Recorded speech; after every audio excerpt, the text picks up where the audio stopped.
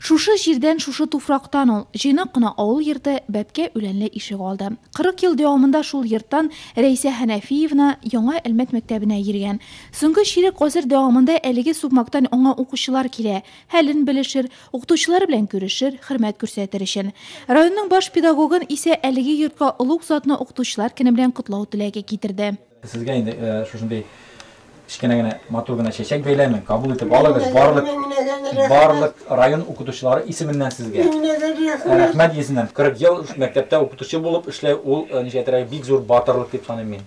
Миннән сез табам, ничек шуны хөрмәтләгез өчен меңләгән рәхмәт.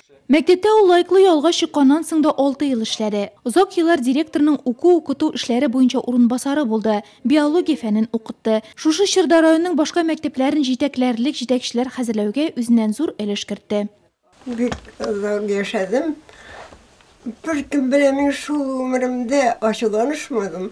Бары тик әкрен генә, тыныч кына. Укытучылар белән сөйләшкәндә, завуч булып эшләгәндә дә кычкырмагыз, балаларда шуланмагыз. Хәзер дә шулай торып эшләсеннәр.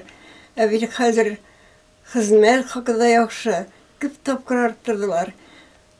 Без акча санамадык. Бер кашанда да акча сорамадык. Только эш. Мин үземне бәхетле дип саныйм. Без инде үзебезнең тарихыбызны белергә тиеш. Без үзебезнең андый күренекле укытучыларыбызны белергә тиеш, күрергә тиеш һәм күрсәтергә тиеш. Аларның менә батырлыкларында дип әйтәм мин. Чөнки ул 40 елдан артык шушы авылда балаларны укытуда хезмәт куйган. Менә аларның батырлыгында без яшь поколение укытучыларны бүгенге көндә тәрбияләргә тиеш. Ничек иттереп менә хезмәтенә акчага да карамыйча тормыш авытлары булган.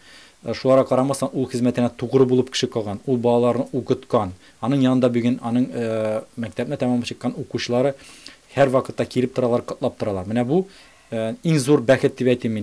Укытучылар картаймый диләр. Укучылар хәтерләгәндә алар мәңге яшь. Әнәс Нәбиуллин яңа Әлмәт урта мәктәбен тәмамлаган. Шәчләренә шал керсә дә, туган мәктәбен, укытучыларын еш искә ала, биргән белемнәре өчен рәхмәт укый. Рәйсә Хәнәфиевна безнең иң кадерле укытучыларыбызның берсе иде мәктәптә. Бүгенге көндә дә аны бөтен булган мәктәпне бетергән укучылар бик хөрмәт итәләр.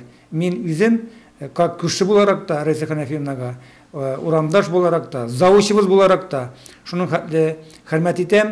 Анадан иң кадерле, әнидән соң иң кадерле кешеләрнең берсе дип саныйм мин аны.